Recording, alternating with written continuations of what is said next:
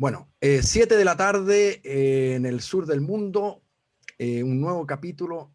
Este es el episodio número 4 de la temporada 2 de Abiertamente. Conversemos abiertamente de algún tema de salud mental que nos parezca que es realmente un aporte el que pudiéramos hacer al hablarlo en una forma un poquito más desestructurada, desformalizada, sin tanta jerga, a pesar de que nos retaron un poquito la última vez, pero todos los temas que en salud mental sentimos que debiéramos desmitificar, aclarar, que igual todavía, a pesar de todo lo que se ha hablado, no están suficientemente comprendidos por la población, son los temas que nos convocan en este programa, y por supuesto con un cierto, ¿cómo se dice?, inclinación hacia todo aquello que tenga que ver con los trastornos del ánimo y la ansiedad, que son donde efectivamente nosotros nos sentimos más cómodos, pero estamos disponibles para invitar gente cuando los temas superen un poquito nuestro ámbito de competencia o de expertizaje, ¿no es así? Así que bueno, un nuevo capítulo. Doy la bienvenida a mis queridos amigos, colegas, panelistas. Danilo Quirós, ¿Qué director de tal? NEPSIS, la Fundación Neuropsiquiátrica de Santiago, psiquiatra, experto en ánimo y ansiedad. ¿Qué tal, Danilo? ¿Qué tal, José? Aquí vamos, ya en cuarentena, igual que tú. Así Bueno, estamos es. todos en cuarentena en la región metropolitana de Chile. Sergio Strejilevich, director ¿Cómo de va? área, asistencia e investigación en trastornos del ánimo, desde Buenos Aires, Argentina. ¿Qué tal, Sergio? Muy bien, ¿cómo andan todos? Aquí estamos, vamos bien, en la pelea. Y saludamos también a Daniela en Maldonado, Uruguay, que nos colabora en la mesa de sonido. Entonces, hoy día vamos a tratar de que nos cunda y vamos a tratar de que no nos mareemos demasiado. Parece que nos mareamos un poco en la última sesión, en donde intentamos discriminar entre ánimo y personalidad, entre trastorno bipolar y trastorno límite de personalidad. Fue un poco complejo, pero también hay que decir que en la audiencia había algunas personas con un poco más información de lo habitual en el público general, ¿no? Que había bastantes psicólogos y psicólogas, etcétera. Entonces como que se puso medio técnico el diálogo. Vamos a tratar de ser claros hoy día. Y vamos a partir diciendo que no fuimos demasiado claros para definir los aspectos que tienen que ver con el trastorno limítrofe de personalidad, que no fuimos demasiado claros para hablar de los tratamientos con los cuales se aborda el trastorno límite de personalidad, con algunas siglas y cosas. Y vamos a decir también que, bueno, esa es una de las razones, que no son de nuestros temas de expertizaje, y estamos disponibles para abordar ese tema trayendo algún invitado, cosa que anunciaremos pronto. Hoy día vamos a seguir hablando de bipolaridad. En este mes completo hemos hablado de bipolaridad y nos quedan todavía algunos capítulos. Pasado mañana es el Día Mañana, Internacional. mañana. Mañana es el Día Internacional del Trastorno Bipolar en el mundo, así que estamos, pero justo en el momento preciso para hablar de lo que vamos a hablar hoy día, que es un tema extremadamente relevante porque dice relación con, ya no solo con el diagnóstico erróneo o el subdiagnóstico, la dificultad para llegar a hacer el diagnóstico, que ya sabemos que puede tomar 10 años y varios médicos, sino el tema del tratamiento equivocado que se deriva justamente de un diagnóstico equivocado, ¿no? Y de eso vamos a hablar hoy día, del tratamiento de la bipolaridad, cuál es el que debe ser, cuál es el que no debe ser, y con qué frecuencia, y generalmente cuál es el problema principal que tenemos cuando se comienzan estos tratamientos. Entonces, lo primero, quiero abrir la conversación de hoy día, queridos colegas y queridos oyentes o participantes, con el tema que quedó un poquito del último y del penúltimo, si se quiere, que es, bueno, las depresiones son la manifestación más frecuente de los trastornos del ánimo, dígase unipolares y bipolares. En la bipolaridad también lo más frecuente, generalmente, son las depresiones. Por lo tanto, el problema más grave que tenemos es justamente que la inmensa mayoría de la consulta en pacientes bipolares ocurre en un momento de depresión mayor. Y lo primero que hay que decir entonces es, ¿pero qué hacemos? ¿Cómo no cometer el error habitual del diagnóstico y del tratamiento equivocado si la depresión de la bipolaridad o la del caballero de al lado, que es unipolar y también se deprimió, no son distinguibles? por lo menos se ven muy parecidas, o como dice el dicho, en la noche todos los gatos son negros. Parece ser, entonces, que el tema para poder acercarse a discriminar y a cometer menos errores y estar más preparados para dudar del tratamiento propio de una depresión, tiene que ver no con las características mismas de la depresión, sino con aspectos adicionales, demográficos y de otro tipo, que ese episodio nos presenta en el momento de consultar. Danilo, te quiero pedir si pudieras tú, lo más esquemáticamente posible, decir ¿a qué depresión cuando te consulta tú dices, vamos despacito? A esta depresión lo voy a pensar 1000 veces antes de darle el tratamiento típico y estándar de un episodio depresivo propio de un trastorno depresivo. ¿Cuáles son las características de los pacientes que consultan con una depresión que te hacen a ti por lo menos decir, momentito, aquí voy a investigar profundamente esto? ¿Qué me dice Danilo?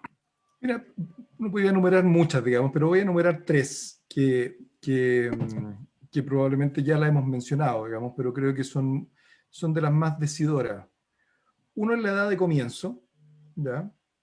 Cuando una depresión comienza antes de los 25, ¿ya? Pero particularmente cuando comienza mucho antes de eso, y ya hablamos de las depresiones entre los 3 y los 18, que son particularmente de alta sospecha, uno debiera considerar la posibilidad de que esta depresión sea más bien bipolar que unipolar. Pero Danilo, juégatela. ¿Cuánto debiera considerarlo? O sea, porque me viene a consultar a alguien que tiene una depresión y tiene menos de 25, tiene menos de 20, ya, ok, tiene 18. ¿Qué probabilidad, podría decir, ¿no? ¿Qué probabilidad tengo yo de que por el hecho de que estoy presentando una depresión por primera vez en mi vida tan jovencito, lo mío sea más bien de la familia o del espectro de la bipolaridad y no de la monopolaridad? Pasa que es una pregunta así capciosa porque uno no lo puede responder en términos tan claros, pero si uno junta elementos de riesgo, va aumentando el riesgo, ¿ya? Probablemente las cosas que más aumentan el riesgo de trastorno bipolar es una que no, que no estaba en este grupo, digamos, pero es cuando hay depresión con psicosis. Cuando uno tiene depresión con psicosis, ¿ya? La probabilidad de que uno tenga un trastorno bipolar o una depresión aumenta las chances 3 o 4 veces más, ¿ya? Eso quiere decir de que depresión con psicosis, digamos, uno debiera mirarla más bien con la alta sospecha, digamos, de que pudiera ser un trastorno bipolar, a pesar de que pudiera, digamos... Breve interrupción. Psicosis. No todo el mundo tiene por qué saber. Hay gente que dice, este es un psicótico, este está psicótico, y no tiene nada que ver con psicosis. Escuchar Psicosis, cosas entonces, que no están escuchar ahí, cosas que no ¿sí? están ahí, O creer cosas que que no efectivamente no son. están pasando. Muy bien. Y que las cree firmemente y no hay forma de convencer a alguien de que no lo están siguiendo, no lo están persiguiendo, no, él no es el encargado y el que tiene la misión de no sé qué. O sea, creer una idea falsa, pero creerla en forma absoluta e inamovible. Sí. O definitivamente oír cosas que...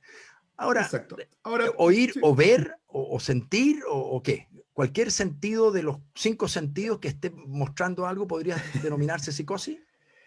O sea, cualquiera de esas pueden ser alucinaciones, no todas ellas son psicosis y probablemente las alucinaciones, digamos, que son más propias, digamos, de los estados psicóticos de este tipo son las auditivas, ¿ya? Todo lo demás es mucho más conversable y en general más conversable en el sentido de que son más inespecíficas, ¿verdad? Pero habitualmente estamos hablando de alucinación auditiva. Pero no me quiero perder, digamos, del punto No, porque pero creo es yo que era solo porque a veces usamos aclarar, digamos. palabras que la gente Sí, no tiene cómo seguirnos, porque a lo mejor ni sabe sí, la gente lo que es ser psicótico, estar psicótico. exacto. Pero a propósito de cuáles eran los elementos, digamos, yo te dije tres y nos detuvimos en el tema de los riesgos y creo que el tema de los riesgos es importante conversarlo y también me gustaría escuchar qué opina Sergio, digamos. Pero en términos de riesgo, uno es la edad y en ese sentido, mientras menos edad, más probable, particularmente entre los 3 y los 18, pero se considera de sospecha, digamos, antes de los 25. O sea, toda persona que tiene una depresión antes de los 25 uno debiera sospechar que a lo mejor tiene un trastorno bipolar, ¿ya? El antecedente familiar, también hemos hablado de eso, que la enfermedad bipolar es una enfermedad altamente genética y en ese sentido eso, cada vez que uno ve un paciente, digamos, con depresión y le pregunta si en la familia hay trastorno bipolar, cuando hay el antecedente, efectivamente eso aumenta los riesgos muchas veces, ¿ya? Y en ese sentido en un familiar de primer grado lo puede aumentar 10 veces. ¿Ya? Eso no quiere Más. decir De primer grado, papá, mamá, hermano, hijo. Hijo, exacto, ¿ya? Ahí después podemos conversar qué significa 10 veces, digamos, ¿ah? En el sentido de genéticamente, digamos. ¿Ah? O lo voy a decir ahora, digamos. Significa que si la prevalencia es de 1% y aumenta 10 veces, la prevalencia en el grupo de los familiares de primer grado es del 10%. No quiere decir que me va a tocar todo el tiempo, ¿ya? Pero, Ahora, disculpame si tengo que una me meta. depresión, ahora, si tengo una depresión y tengo un familiar Ah, con un trastorno bipolar, claro, eso significa es casi mi 50%, digamos, o sea, o más, ¿ya? O sea, el tema de, A de los eso te referías tú porcentajes con que se van sumando riesgos y se van ahí sí sumando que, riesgos. si los riesgos se suman, ahí sí que la cautela tendría que ser muy superior. Exacto. La Lo que pasa es que edad, es distinto, lo que la pasa es que es edad, distinto, le da la genética, el antecedente familiar si y hay el número psicosis de, y el número de episodios, y cuán recurrente. cuán recurrente. Muy ¿Ya? bien. Yo acabo de ver a alguien que tiene 2 episodios y estamos en los primeros 25 años de vida. ¿Es mucho? Va para Es el mucho, tercer episodio. es mucho. Es mucho. pero Sergio, déjenme terciar un poco. entrar a Probablemente terciar. mi visión es un poco más. A ver, efectivamente, a ver, ¿qué está diciendo Danilo? Déjenme poner una analogía. Supónganse que estoy caminando solo por la noche y se va acercando un hombre por enfrente en la oscuridad y no lo veo bien. Y digo, ¿es amigo o enemigo? Bueno, sigo caminando. Veo que está enmascarado. Digo, bueno, capaz tiene un barbijo, pero ya me da un poquito más de miedo. Después veo que empieza a caminar derecho hacia mí, digamos, y yo digo, si está todo vacío, ¿por qué se viene hacia mí? Digo, bueno, capaz me quiere pedir cigarrillos o fuego, pero ya Ahora, estoy un poco más intranquilo, pero ya viene de noche, se va acercando hacia mí, está acelerando el paso. Y después veo que saca un arma del bolsillo y digo, bueno, estoy en problemas. Eso es un enfoque probabilístico, es decir, voy sumando condiciones que me hacen pensar cada vez con más certeza que eso, en este caso, el chiste que estoy haciendo, que es un ladrón y que no es un amigo. Ahora, es lo mismo que hacemos con el trastorno bipolar, pero no todas estas cuestiones tienen el mismo valor. El valor más potente está en la genética. Si yo soy hijo de una persona con trastorno bipolar y tengo una depresión, y cuando hablamos de una depresión no es una depre, nosotros eso a veces nos olvidamos, estamos hablando de depresiones que llamamos clínicas, es decir, con un impacto manifiesto en la actividad. se Es una enfermó. cosa, La persona se enfermó. se Uno ve que se enfermó, enfermó. no es que está triste, nada, está enfermo. La chance de que esa depresión sea bipolar es casi el 100%. Es decir, ¿por qué? Porque es una enfermedad genética el trastorno bipolar y en general de los gatos salen gatos, de los perros salen perros, de los seres humanos salen seres humanos. Es difícil que haya quimeras, como se decía antes. Bueno, eso hizo al doctor Aquiscal, que lo recordáramos exacto, la eso es lo que última hizo vez, Aquiscal. lo hizo hacer llamar a esa depresión de alguien con familiares, llamarla bipolar 4, ¿te acuerdas? Exacto. Muy bien. Ahora después se suman otros factores, la psicosis, como dijo Danilo, el comienzo temprano, que es muy importante, el caso que mostrabas recién, a los 25 ya tiene 2 episodios depresivos, está en el límite, va a decir, cuando uno dice 25 es una convención prácticamente, pero 2 episodios a los 25 años, claramente estamos hablando de una enfermedad recurrente, de comienzo temprano, es importante la chance que tiene esa persona. Después hay otra que es importante saber, que es los que se llaman depresiones puerperales, es decir, las depresiones que suceden inmediatamente luego del parto, ¿no? Ahí esos tienen un riesgo muy elevado, más del 70%, de que a la larga se van a convertir en trastornos bipolares.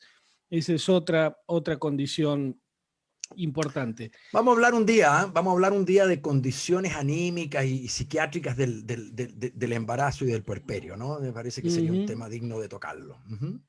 Pero la genética, y esto lo charlábamos el lunes pasado, es muy importante. Y es una cosa que de lo más, a ver, por supuesto que no hay análisis genético, por supuesto lo digo no, se lo decimos a la gente, no hay análisis genético para hacerse, no es que si van a Estados Unidos, a la mejor universidad, les van a hacer, no hay en ningún lado. No es que uno no lo tiene, no hay.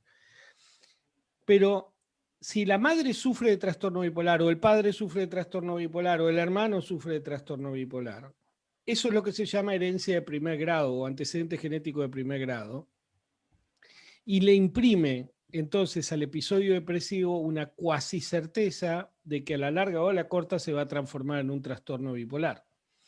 Entonces, esa es de las primeras preguntas que uno hace. Por eso, a veces cuando uno empieza el interrogatorio y la gente está muy entusiasmada en contar lo que le pasa o lo que le pasó, y uno empieza preguntándole si en su familia hay alguna persona que tenga o haya tenido algún trastorno psiquiátrico, psicológico, neurológico, depresiones, suicidios, alcoholismo, etcétera.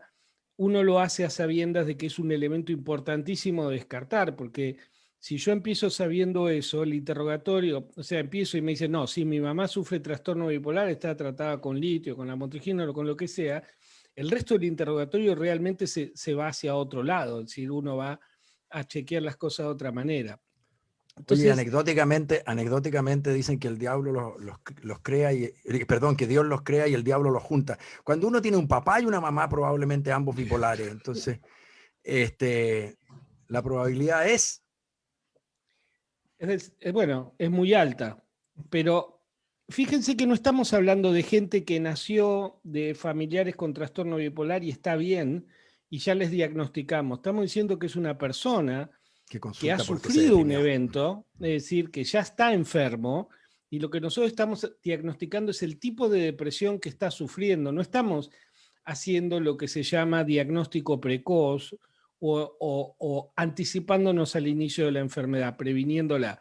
Nosotros esperamos que suceda la enfermedad, que sea una enfermedad significativa, como dicen ustedes, que está enfermo, y después se tienen en cuenta esos riesgos. Capaz uno le puede decir, como le solemos decir a los pacientes nosotros, mire, si usted tiene un hijo y usted es trastorno bipolar, que nos preguntan todo el tiempo, ¿y nuestros hijos qué va a pasar? Bueno, miren, no tiene por qué sufrir trastorno bipolar. Lo que sí, si algún día sufre depresión, conociendo el paño, como dicen ustedes, los colegas, cuídese que no le den un antidepresivo como primer medicamento. Ese sí es una indicación que uno puede dar. Pero a priori no sirve, porque no es que predice. Antes que salgamos de la genética, solo un tema que cuando tú mencionas el papá, la mamá, el abuelo, los tíos, ¿no es cierto? Es valioso recorrer toda la genealogía hay que hacerla en forma exhaustiva y no es majadería preguntar a veces uno por uno. ¿Por qué lo digo? Porque los diagnósticos en psiquiatría y en particular la bipolaridad no es tan antiguo. Es verdad que las patologías como que se hacen más conocidas, entran como en una especie de moda. Entonces tenemos toda una generación de abuelos y a veces de padres que nos van a decir, no, no tiene diagnóstico de bipolaridad, no era bipolar, no le daban litio, no le daban... Sin embargo, cuando uno le pregunta, pero el abuelo ¿cómo era? No, el abuelo no tenía bipolaridad. Bueno, sí, pero tuvo cinco familias y tenía una en otra ciudad y además quebró 14 veces y pasó por épocas de mucho dinero, otras de no, estuvo en la miseria y después cantaba y cantando llegó, era el que entraba a caballo a la iglesia. Estoy bromeando, pero quiero decir, tantas veces vemos cómo nosotros podríamos hacer un diagnóstico remoto clarísimo de una enfermedad bipolar, pero no tiene ningún antecedente clínico de bipolaridad. No tiene el dato de doctor, de psiquiatra, de remedio, de tratamiento, de nada. Vivió una vida bipolar sin tratamiento. ¿Y es eso muy raro? No es tan raro. Está lleno de, sobre todo, gente que tiene la enfermedad del espectro bipolar suave, que puede vivir la vida entera sin tratamiento, con el costo que eso implica, digamos. Entonces, solamente decía, cuando uno busca los antecedentes familiares, es más que decir hay alguien bipolar en la familia, ¿no? Y hay que ir a veces uno por uno diciendo, cuénteme cómo era su abuelo, cómo era su papá, o cómo es su papá, cómo es el tío Pepito, ¿no es cierto? Y a veces la descripción biográfica, con la gran fragmentación que puede incluir o el alcohol que tomaba o la droga, a veces nos hace pensar, este no tiene diagnóstico, pero capaz que sí tenía la enfermedad. O incluso, incluso con ese mismo método desconfiamos de algunos diagnósticos, porque, por ejemplo, es típico que la gente, los jóvenes de ahora tengan abuelos que tengan el diagnóstico de esquizofrenia, por ejemplo, porque en una época prácticamente no se diagnosticaba el trastorno bipolar, una época nefasta de la psiquiatría, y cualquier persona que tenía delirios o alucinaciones recibía el diagnóstico de trastorno bipolar. La realidad es que el No, no, de 80% esquizofrenia. de esquizofrenia, de Sí. esquizofrenia, pero la realidad es que el 80% de las personas con trastorno bipolar puede tener o va a tener en algún momento algún síntoma psicótico, como contaba Danilo, de hecho es una forma y que no le agrega gravedad evolutiva, ¿sí? Cuando uno tiene psicosis es bastante impresionante, pero después la prognosis, es decir, cómo va a andar en el tiempo es exactamente igual que un paciente que no tenga psicosis. Qué importante, ¿no? Se ve muy grave un paciente bipolar cuando hace la psicosis, pero eso no está diciendo que su enfermedad No, va a ser más difícil de tratar. exacto. Y entonces cuando uno dice, no, porque mi abuelo tenía el diagnóstico de esquizofrenia, ay, ¿cómo era tu abuelo? No, mi abuelo manejaba una empresa, tenía 4 hijos, se casó 2 veces, y uno dice, no, no, no. Esquizofrenia no tenía. Muy bien. Oye, un tema que no hemos mencionado solamente, y quiero preguntarles a ustedes cuán relevante les parece en esto de poder sospechar de depresiones que pudieran estar indicando la pertenencia a la familia espectro bipolar, esto de la velocidad con la que ocurre el episodio o bien la velocidad con la que se sale del episodio. ¿Quiere alguien comentar? Sí, quería comentar que es curioso, no curioso, digamos, pero que es importante destacar que estas tres características que acabamos de mencionar están en los antecedentes generales. No se trata ni siquiera de cómo se ve el paciente o Del de los episodio mismo. síntomas, digamos. O sea, son antecedentes familiares, recurrencia, edad. O sea, son antecedentes que son generales. Ahora, los episodios de los pacientes con trastorno bipolar, los episodios depresivos de los pacientes con trastorno bipolar, se ven diferentes a otras depresiones que no son de trastorno bipolar, y uno puede decir de que se pueden ver muy parecidos, digamos, o más bien no se puede hacer la diferencia, pero hay cosas que son sugerentes, ¿ya? Una es la que tú mencionas, que es que las personas que tienen trastorno bipolar tienden a deprimirse de una manera más aguda y tienden a Brusca. salir de los episodios de formas también más agudas, más bruscas, que las personas que tienen depresiones de otro tipo, digamos. A ver, y en ese sentido, sin hacer una caricatura, digamos, pero las personas que tienen una depresión no bipolar habitualmente son personas que han estado sometidas a un estrés importante o que han estado pasando una circunstancia particular, por ejemplo, una enfermedad médica Una o un pérdida duelo, también una importante. pérdida, y después del tiempo van cayendo hasta desarrollar un cuadro depresivo. Digamos. Empiezan a dormir mal, empiezan a andar con más angustia, empiezan a tener problemas de concentración, de memoria, etcétera, etcétera, hasta que desarrolla una depresión. Y eso ocurre en el periodo de meses, ¿ya? O sea, una persona, digamos, que consulta por depresión no bipolar, habitualmente uno le pregunta, ¿y cuánto tiempo que he estado así? Yo creo que unos 4 meses, ¿ah? que vengo sintiéndome mal. Y eso es como lo habitual. Estamos hablando de una generalización, digamos, pero eso es lo habitual. En el trastorno bipolar le dicen, no, esto fue relativamente rápido, digamos. ¿Y de cuánto es relativamente rápido? Pueden ser 2 semanas. A veces puede ser una semana. Generalmente no es de un día para otro, digamos. O sea, en ese sentido, rápido en el... Pero que lo Puede hemos ocurrir, visto, puede Danilo. ocurrir, Pero de que puede ocurrir. lo hemos visto, ¿no? Lo hemos visto, ocurre, pero es muy raro. Pero cuando estamos hablando rápido, digamos, estamos hablando de una semana o de 2 semanas, estamos hablando de esos periodos de tiempo. O sea, para el cerebro eso es rápido, digamos, 2 semanas, en el sentido de que parte un episodio o que los familiares digan, no lo vimos venir, digamos, o sea, de un día para otro se puso mal. Ahora, cuando uno indaga más profundamente, empezó a dormir mal una semana antes, ¿ya? Pero bueno, una semana antes es como de un día para otro, digamos, es muy rápido, digamos. Y esa es una característica que a veces tienen los pacientes que tienen trastorno bipolar y que no tienen los Y si te pacientes vino, que... y si te vino a ver, y si te vino a ver un tipo que estaba bien deprimido y llevaba un rato deprimido, tú le hiciste una intervención y te cuenta que a la semana estaba fantástico. O sea, usted, doctor, es un genio, realmente tiene una mano de oro o la pastilla que me dio es una cosa mágica. ¿Qué pasa? Es muy sospechoso, ¿ya? Es No muy se alegra usted. sospechoso. Usted no se alegra Exacto. tanto como el Es muy, paciente. es No. muy, es muy sospechoso, porque ahí van dos cosas. Uno, la velocidad, digamos, con la cual uno se deprime o uno sale de la depresión. Y lo segundo es cuáles son las respuestas que uno tiene frente a cierto tipo de sustancia. En este caso estamos hablando de qué es lo que le pasa a una persona que tiene una depresión bipolar y que se expone a antidepresivos, ¿ya? Es decir, un paciente llega con depresión, podemos presumir que es una depresión bipolar, y uno le indica un antidepresivo, ¿qué es lo que le puede pasar a esa persona y qué serían elementos de sospecha? ¿Ya? Uno de los elementos de sospecha es el que tú mencionas, digamos, que esa persona responde muy rápidamente. ¿Ya?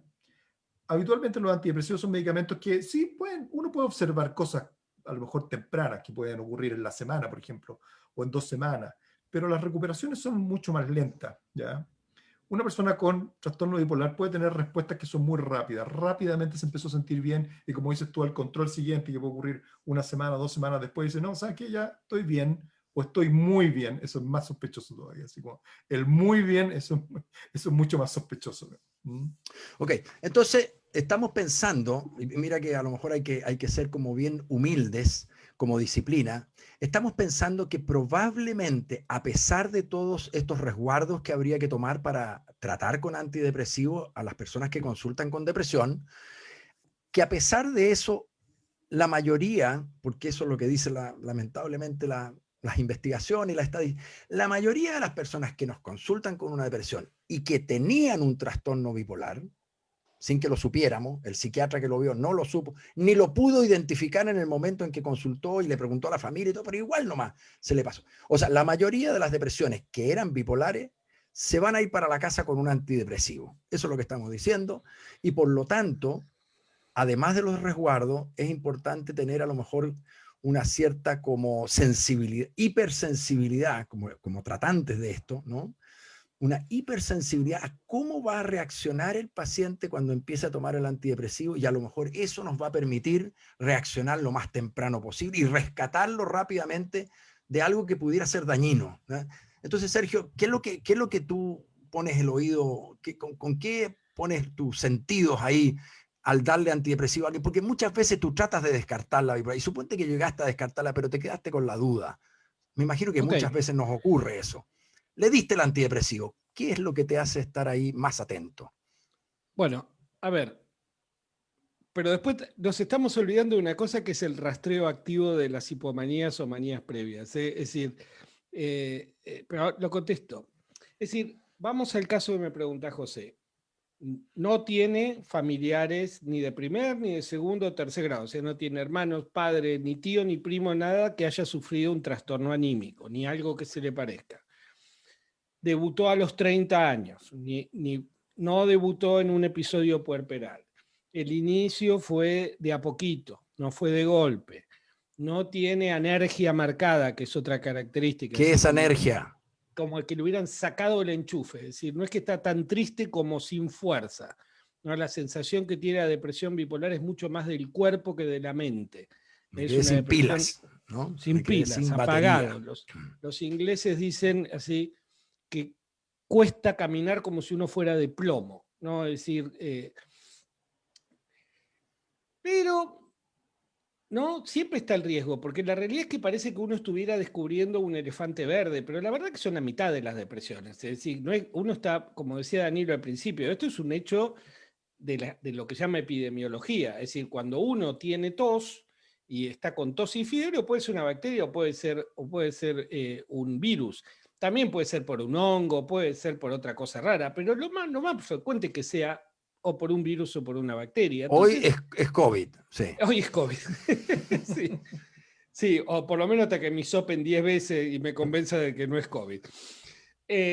A pesar que salga la bacteria Veo, caminando así, veo que ya pero hay desarrollamos un COVID detrás de la el bacteria. verbo, veo que ya desarrollamos el verbo hisopear. ¿Ah? Exactamente. Hisopear es un verbo hoy día. Qué Pero horror. seguro que es una bacteria oportunista detrás del COVID, uno termina Claro, diciendo. Bueno, claro.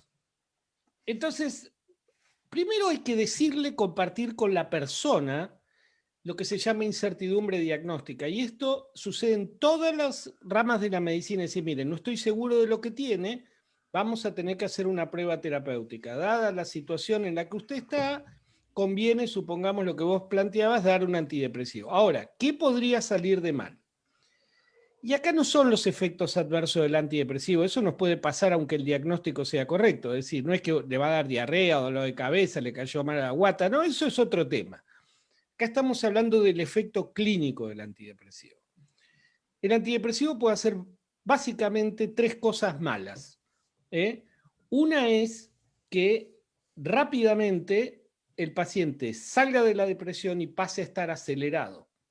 Eso se llama manía o hipomanía inducida por antidepresivos. Es decir, se llama viraje. Cambia rápidamente de estado de ánimo y pasa a estar de deprimido a fantástico. Nunca estuve así en mi vida. No paro. No, es porque estuve mucho tiempo deprimido y no por eso aprovecho y no duermo y hago todo lo que no hice antes. Eso se llama switch o viraje ¿Y anímico. cuánto rato tomando un antidepresivo le podría ocurrir a alguien eso? Yo vi con 2 días de tomar el antidepresivo. Wow. Es decir, puede pasar de cualquier manera. Es decir, de cualquier manera. Y hay gente que toma una vez y ya switcha. Es decir, por supuesto uno se lo acuerda porque es muy extraordinario, pero para marcar que puede pasar en cualquier momento. Lo segundo, y para esto puedo usar un monito o una diapositiva que tengo acá. Mire. Adelante. Lo segundo es más complejo porque habla del curso evolutivo de la enfermedad. Y esto es para que se entienda, por supuesto es un dibujito, no es así, pero todos solemos decir que estar en el trastorno, sufrir trastorno bipolar como estar en una montaña rusa. Es decir, la gente camina o anda con su cochecito por un camino ondulado, pero la gente con trastorno bipolar va por una cordillera, va de los picos más altos, ¿no?, a los valles más profundos. Entonces supongamos que la persona es la que dice José, está acá en una depresión, y alguien dice, pobre, está acá deprimido en esta montaña rusa, en el fondo de la depresión, aislado, y todos tenemos alma caritativa, y uno puede decir, le voy a dar un antidepresivo, porque el antidepresivo mágicamente lo tiene que sacar del fondo y lo tiene que poner en la carretera del ánimo normal. El tema es que cuando la persona sufre trastorno bipolar, el antidepresivo hace otra cosa. En realidad, lo que hace es empuja el carrito por el ciclo evolutivo del trastorno bipolar y efectivamente mejora. A veces mejora y se queda un rato acá, pero en general a veces mejora y se va para la hipomanía o la manía. Ahora, si siguen el dibujito, lo que dice el dibujito es que en realidad, cuando yo doy un antidepresivo, acorto el tiempo de acá a acá. Entonces, lo que termina pasando, esperen que acá, es que los antidepresivos hacen las 3 cosas que mencionamos. Una son los switch, uno pasa a estar deprimido a estar acelerado. Y otra cosa que es lo que con más frecuencia hacen, es que lo sacan a uno de un episodio para ponerlo más rápidamente en el segundo. Y esto se llama aumento en la frecuencia de los episodios por antidepresivos, o aceleración del ciclado, o tiene un nombre difícil, se llama taquifilaxia.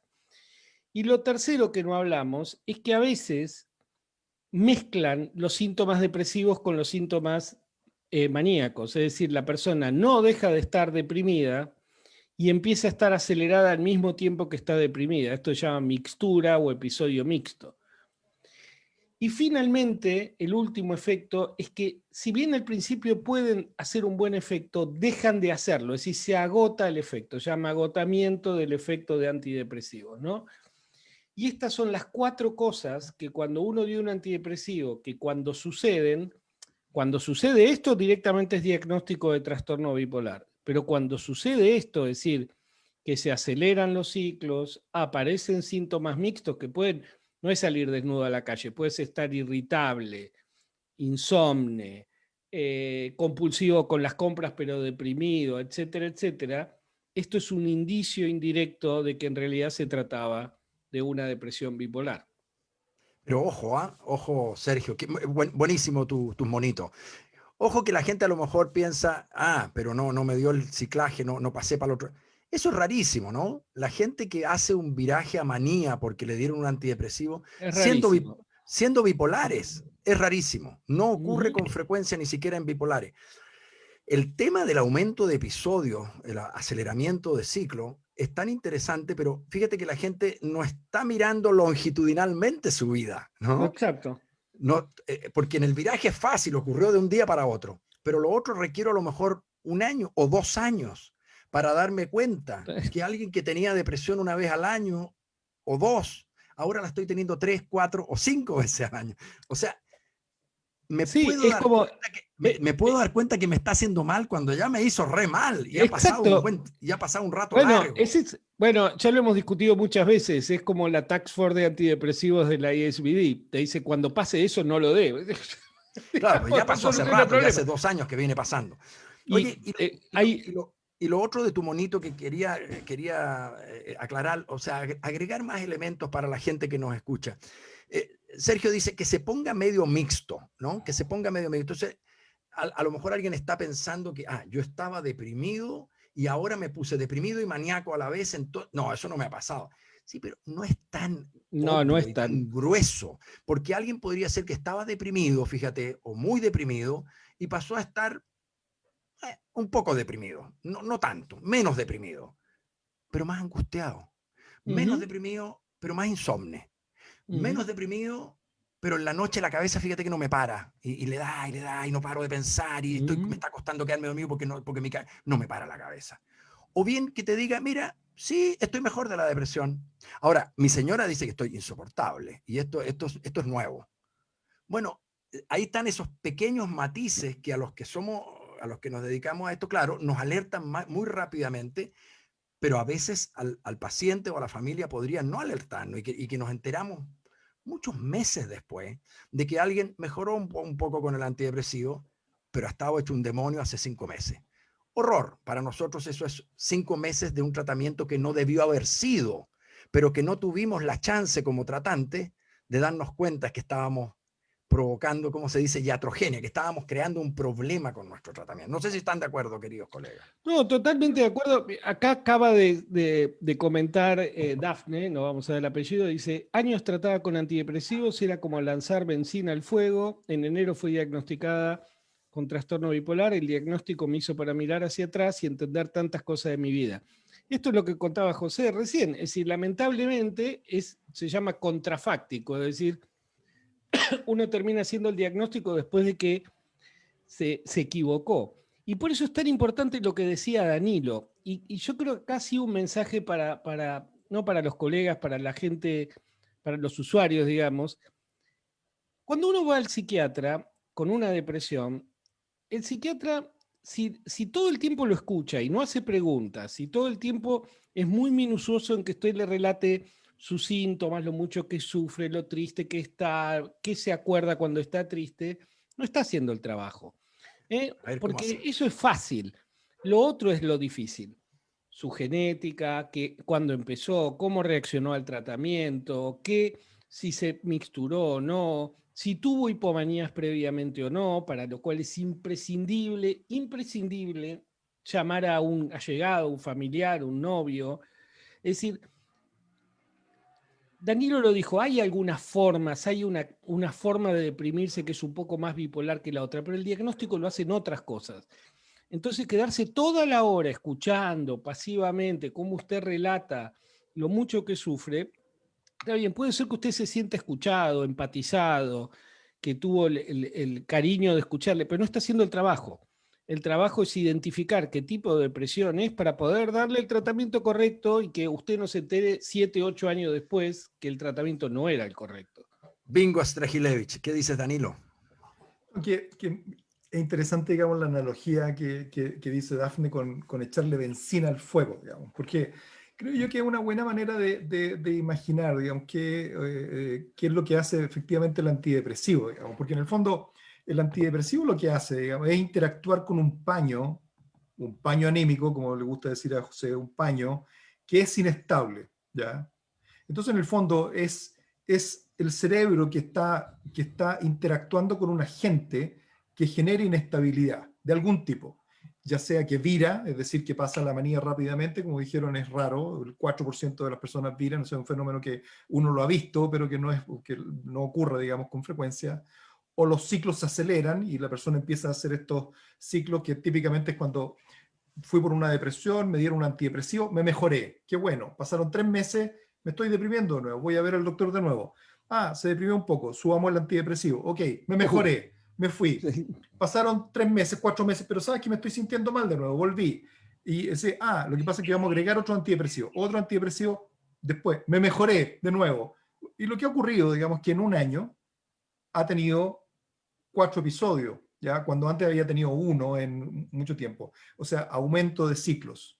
O la mixturización, ¿ya? Que es que aparecieron pensamientos rápidos, apareció irritabilidad, apareció inquietud interna, apareció más angustia, o apareció descontrol de impulso, aparecieron cosas que no estaban antes y que muchas veces también se vienen a tapar con otros tipos de medicamentos, ¿ya? Ahí empiezan a aparecer la benzodiazepina o los antipsicóticos u otro tipo de medicamentos y después de un tiempo tenemos una persona que llegó por depresión y que está tratado con 4 o 5 medicamentos como si tuviera un trastorno ultra mega grave, cuando a lo mejor lo que necesita son 2 cosas, digamos, y ahí vamos a hablar de cuáles son las 2 cosas que necesita, digamos, ¿no? O sea, en ese sentido, O, quitar o- medicamentos. o- Entonces, ¿Quieren o que incluso, pase el... espera oye, un segundo. Y sí, entonces el tema de la benzina es como una sustancia que puede ser el antidepresivo, puede ser un corticoide, puede ser un medicamento para el acné, puede ser la marihuana, hace que esto efectivamente se ponga inestable, ¿ya? Entonces, la pregunta es, cuando típicamente, digamos, otra situación clínica, digamos, que un paciente está deprimido, porque el otro es cómo tratamos la depresión bipolar, y uno tiene que negociar muchas veces con los pacientes, sí, pero bueno, deme un antidepresivo, digamos, ¿ah? Entonces, ¿cuál es el punto? No es que uno crea de que le tengo miedo al antidepresivo porque le voy a dar antidepresivo y va a virar, ¿verdad? Porque eso es el La paciente fantasía, dice no me sí. creencia, importa, el digamos. paciente dice no me No me No me importaría importa, nada. démelo, démelo. sáqueme de acá. No, O sea, la y si va a razón es ser más porque, rápido, mejor. exacto, la razón es porque uno, no está demostrado que sirva, es decir, no sirven. 2, le va a hacer mal. ¿Ah? O sea, ¿para qué le vamos a dar algo que le hace mal si podemos darle algo que a lo mejor le hace bien? O sea, en el sentido, la razón por la cual uno usa un antidepresivo no es porque tenga temor al viraje o que vaya a salir y vaya a salir inestable. La razón es porque, 1, no se ha demostrado que sirvan. 2, puede con mucha probabilidad hacerle mal, sobre todo en el mediano o largo plazo, digamos. Y eso es muy difícil de evaluar, de qué manera te está haciendo mal y en qué plazo te está haciendo mal. Por esa razón es esta reticencia, digamos, a no usar antidepresivos porque no están indicados. Pero ojo, que hacer mal puede ser tan concreto y grave como que el episodio termine siendo mucho más grave, como es el caso de cuando uno tiene un episodio mixto completo de esos graves, que es un episodio de los más horrorosos que se puede tener. Es peor que una depresión el estado mixto, ¿no? Que dure mucho más tiempo por el hecho de que uno le dio el antidepresivo y esto hubiera sido más corto. O sea, pan para hoy, hambre para mañana. Alguien puede querer que le den un antidepresivo para salir rapidito y termina alargando el periodo de enfermedad porque primero se va a poner medio mixto y después se van a dar cuenta que había que bajar el antidepresivo o sacarlo y después finalmente se le agregó lo que hay que agregar y ya vamos a conversarlo para llegar a puerto, pero mucho más tiempo después. ¿Quieren Yo para quiero, cerrar esto? ¿Quieren para cerrar esto que comparta el clip de 2 minutos de la paciente que apareció en el diario acá contando el tema con los antidepresivos? sí, claro, pero antes de eso quiero decir una sola cosa que a mí siempre me da vuelta y me da vuelta, el tema de la angustia que se ha mencionado tanto. La depresión más pura es más bien lenta, es más bien aletargada, es más bien adormilada. La gente tiene poca energía y quisiera que la dejaran tranquila y durmiendo. Cuando de una depresión así, la persona evoluciona hacia una depresión mucho más terrible, mire qué importante, porque eso puede hacer que el terapeuta, el tratante diga, está peor la depresión, está empeorando, le tengo que aumentar la potencia antidepresiva. Y lo que está ocurriendo es que está aumentando la angustia. Y entonces alguien que estaba deprimido y dormía todo el día y no quería que nadie lo molestara, ahora dice, no puedo más, estoy tan deprimido que no lo soporto, y no para de hablar en toda la sesión contándote su triste historia y su tragedia, y hay congoja, y hay desesperación, ya no es desesperanza, lo que hay es desesperación, ya no puedo más, y ahí tú te das cuenta que ese puede ser un síntoma, no de que la depresión está más profunda, sino de que se mezcló y ahora tiene elementos de exaltación adentro de la cabeza, que al estar presente en concomitancia, o sea, al mismo tiempo que deprimido, son insoportables. No es como, bueno, por lo menos tengo un poquito de energía en la cabeza. Es una energía muy mala. Es una energía que perturba, que produce inquietud interior, que desespera. Sí. Es una energía que no va de acuerdo al ánimo, aparte, porque... Que no sirve para nada más que para hacer temblar por dentro la cabeza. Entonces, es muy mala. yo creo que ponemos este video que es 1 minuto y medio y pasamos después a la parte de los medicamentos que sí sirven. Y yo quería decir una cosa, porque recién estoy contestando ahí mensajes de lo que sale por Facebook, que si a veces nos ven a los que no estamos hablando mirar para otro lado, estamos controlando en la otra pantalla las Pero, preguntas. pero mi fiel amiga que es asidua del programa me dice que ya no puede ver las preguntas que aparecen en pantalla. ¿Hay algo distinto hoy en la forma como se está? No, yo las veo en Facebook directamente. Ah, ya, porque yo no las veo Miren, acá al lado. Ujú. miren lo que vamos a compartir, porque es súper interesante. Esta es una señora que hay un canal de televisión ligado a un diario que se llama La Nación, acá en la Argentina, que decidió dar testimonio de lo que le había pasado de manera muy valiente y muy clara, y yo creo que resume todo lo que hemos hablado hasta aquí. Miren.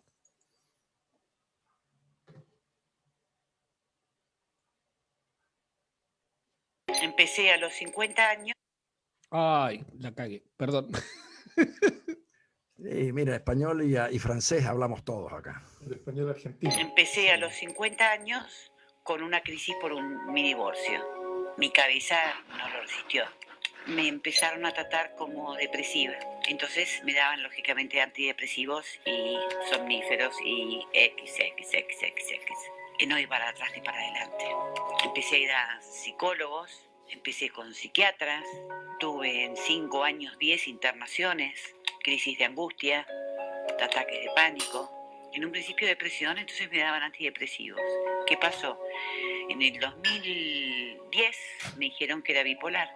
Una persona bipolar pasa de estados depresivos a estados de acelere totales. El antidepresivo te levanta. Y lo peor que puedes darle a un bipolar es un antidepresivo. Yo estuve 5 años casi con antidepresivos. Pasaba de unos pozos de depresión muy grandes a unas etapas de acelere que era una máquina que no me paraba nadie, era una loca suelta. Una persona bipolar bien atendida puede llevar una vida completamente normal. Es clave el médico y la contención familiar. Si vos estás mal, no tenés muchos criterios, pero siempre tenés un familiar que te acompaña. Yo hoy, gracias a Dios, llevo una vida completamente normal. La gente está acudiendo más al psicólogo o al psiquiatra. Hay que tener mucho cuidado. Hay que preguntarle todo. Hay que preguntarle los efectos colaterales. Y hay que estar atento a los efectos. Si vos ves que en un mes, que en 2 meses no repuntaste, no pudiste retomar tu vida y hacerte un planteo. Yo sé que para los médicos es muy difícil, pero apelar a su vocación, dispuesto a darte una mano en el momento que vos necesitas, porque eso es clave. Y prudente con la medicación, porque son medicaciones muy fuertes. Y una medicación errada hace lo que era yo, el mente. A mí me apoyaron mucho mis hijos, pero me sacó mi médico.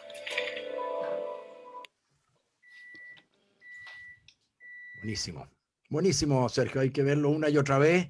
Además, la valentía de la ciudadana argentina de contar su caso y exponerse, ¿no? Yo siempre he pensado que si mucha gente, sobre todo gente que es prominente, gente que a lo mejor es famosa por sus logros en la vida profesional, se atreviera de repente a salir y decir, yo he tenido depresiones recurrentes y tengo un trastorno depresivo mayor, o yo soy bipolar y he tenido, a lo mejor ayudaría tanto a desestigmatizar estas patologías y ayudaría a tanta gente a atreverse a pedir ayuda, digamos, ¿no? Pero muy, muy bueno. Vamos a tratar de movernos ahora hacia, bueno, y entonces, ¿cómo es que hay que hacerlo? ¿Cómo es que hay que hacerlo? ¿Quién quiere partir? A mí me gusta cuando Danilo dice esa cosa así como, si la cuestión es muy simple, cuando es bipolar es sencillo. 1, 2, 3, creo que son 3 nomás las que. A ver, Danilo. Casi 2. No, 3. Uno, las medidas generales, que por generales no es que sean inespecíficas, de hecho son muy inespecíficas. De hecho, si no se hace eso, es muy difícil que todo lo demás resulte, ¿ya? O sea, son inespecíficas, pero son tremendamente relevantes, ¿no? Eso es lo que estás diciendo. Muy relevantes, ¿ya? Uno es ordenar lo que nosotros llamamos los ritmos circadianos, que en español, digamos, significa dormir bien y tener rutinas ordenadas, ¿no? Eso es central, ¿no? Y eso es probablemente algo que lleva probablemente para muchas personas mucho tiempo en poder, uno, aceptarlo, porque muchas veces significa hacer adaptaciones en la vida, digamos, importantes, Pero por otro lado, entender de que no es una medida cosmética, sino que es central al manejo de los trastornos del ánimo, el poder dormir bien y tener rutina ordenada. Eso es así, digamos. Es más complejo que eso.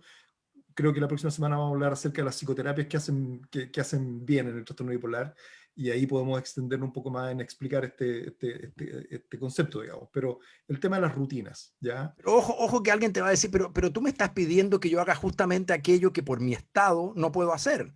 O sea, lo que no puedo es dormirme temprano, lo que no puedo es de levantarme a la hora a una buena hora, lo que no puedo es mantener mis ciclos porque me siento desregulado en mis ciclos. Entonces, Sí. ¿qué es lo que estás diciendo, Danilo, cuando tú le dices a un paciente, mira, aquí es fundamental que tú te encargues de que tus ciclos biológicos se regularicen, ¿no? Y es cierto, es parte del estado, digamos, de los trastornos bipolares, ya sea en la exaltación, ya sea en la depresión, que eso se altere, digamos. Eso es evidente. Pero para muchas personas que alcanzan cierta estabilidad o que alcanzan la estabilidad, permanecen, uno, con alguna alteración de los ciclos, o que al alterar los ciclos efectivamente tienen más episodios. Entonces, el tener conciencia acerca de cómo es la relación que tiene uno con el mundo, ¿ah? Porque me refiero a la naturaleza, digamos, ¿ah? A los ciclos, ¿ya?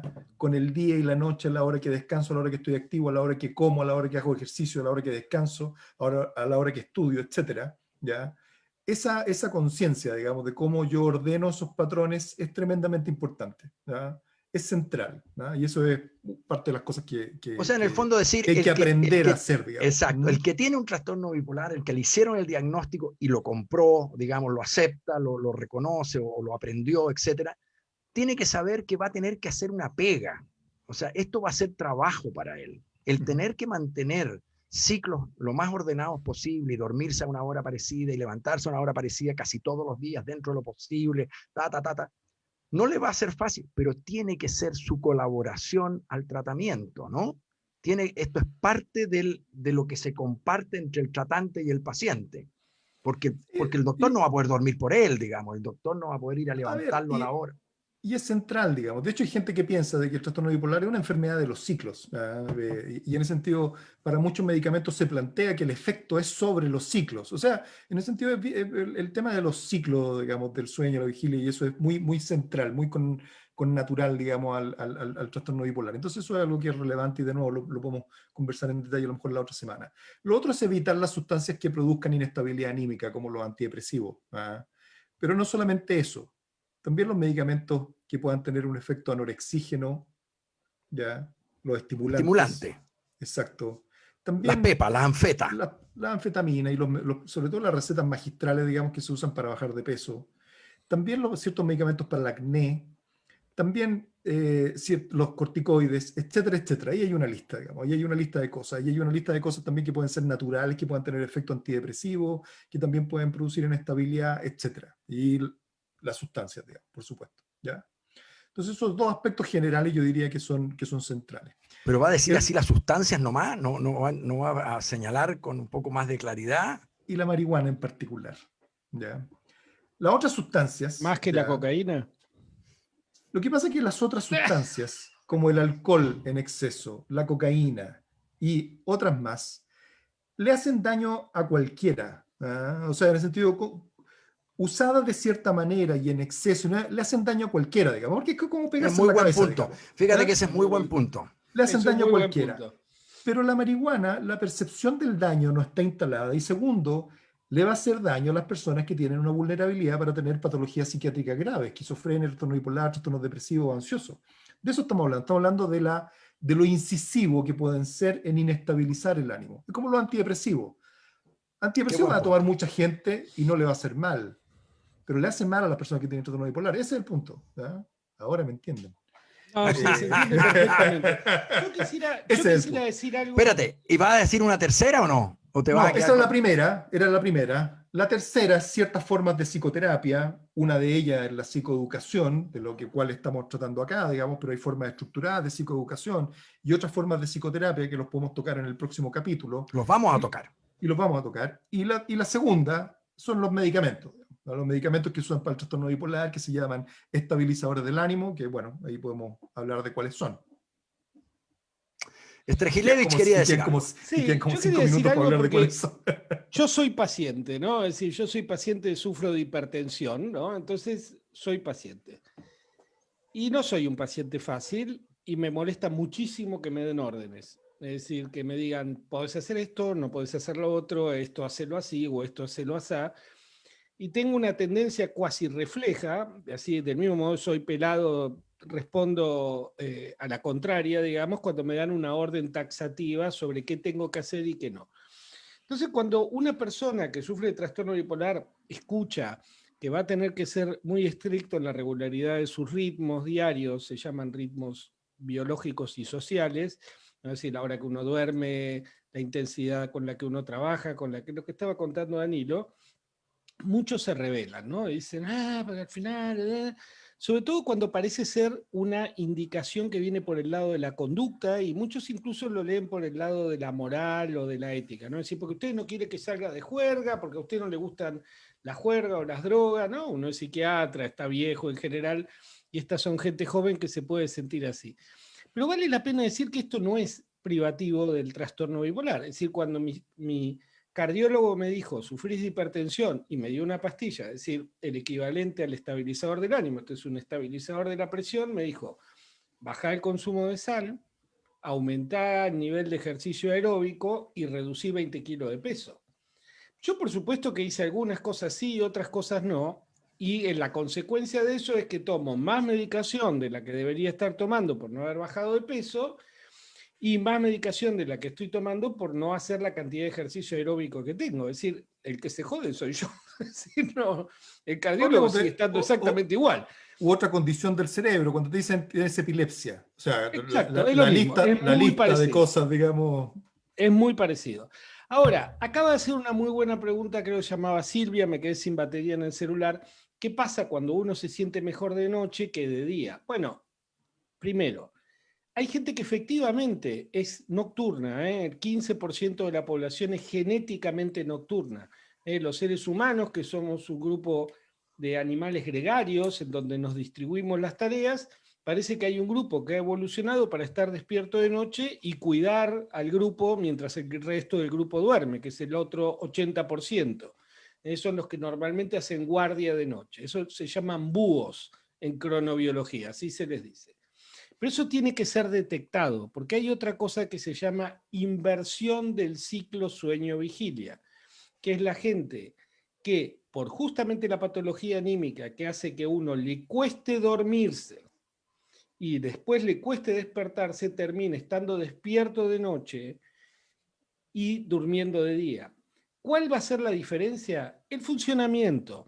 Si usted por dormir se da de mucho en noche, los muchachos, ¿no? Porque los adultos, exactamente. los adultos no van a poder, porque los van a echar del trabajo. Bueno, o hay adultos que se fueron acomodando y consiguieron un trabajo nocturno, son locutores de radio, hacen guardias médicas, los búhos se consiguen trabajos nocturnos, pero la pasan bien. El que se le invirtió el sueño y está semidormido de día y solo y sufriendo de noche despierto, ese no está bien. Eso no es estar bien. Eso es tener una consecuencia directa de la alteración de ritmos que estaba contando Danilo recién.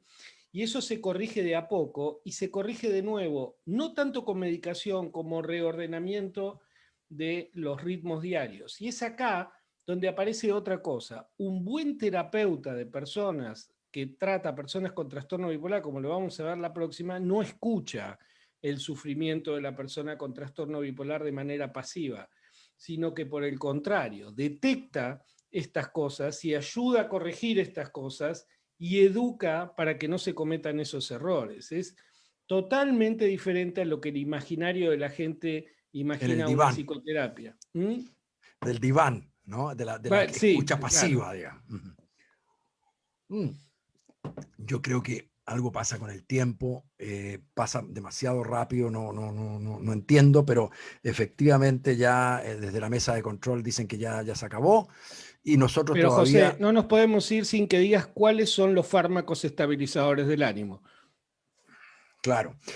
Bueno, antes que eso, decir, el tratamiento, el trastorno bipolar requiere fármacos, requiere evitar ciertos fármacos y sustancias, requiere orden de los ritmos biológicos, Y yo quiero agregar ahí, o ponerlo como un cuarto, actividad física sistemática. Podemos agregarlo dentro de los ritmos biológicos, pero parece ser que las personas que desarrollan actividad sistemática, actividad física, se levantan a la misma hora para, por ejemplo, trotar o lo que fuere, logran con mayor facilidad esos ordenamientos que a veces son tan difíciles. Además, no sabemos exactamente cómo, pero parece que el ejercicio intenso, sistemático, tuviera un rol virtuoso sobre la estabilidad del ánimo, sobre el cerebro mismo de las personas. Hay una serie de teorías, algún día podemos hablar de eso también. Pero no estaría de más... Es posible que el mindfulness a lo mejor haga algo también parecido, digamos. Y ahí va a haber que explicar, bueno, ya tuvimos un capítulo sobre mindfulness, pero vamos a tener que volver sobre esto cuando hablemos de las terapias. En la próxima sesión vamos a hablar de terapias psicológicas o intervenciones no farmacológicas de lo que se requiere o de lo que se ha demostrado que sirve en bipolaridad. Los remedios que sí, los estabilizadores del ánimo. Hay muchos, no hay tantos, se usan muchos. El gran estabilizador del ánimo desde toda la existencia y de toda la vida se llama carbonato de litio, en realidad es el litio, puede ser carbonato u otro, antiguamente existió el citrato, etcétera, pero el litio, eso en lo cual Chile y Argentina son de los más grandes productores en el mundo, ¿no? Por los salares que tienen contenido en litio, ese átomo, ¿no es cierto?, esa sal natural, por razones absolutamente fortuitas, se demostró ya hace muchos años, en los 40, que tenía capacidad de estabilizar el ánimo de las personas bipolares.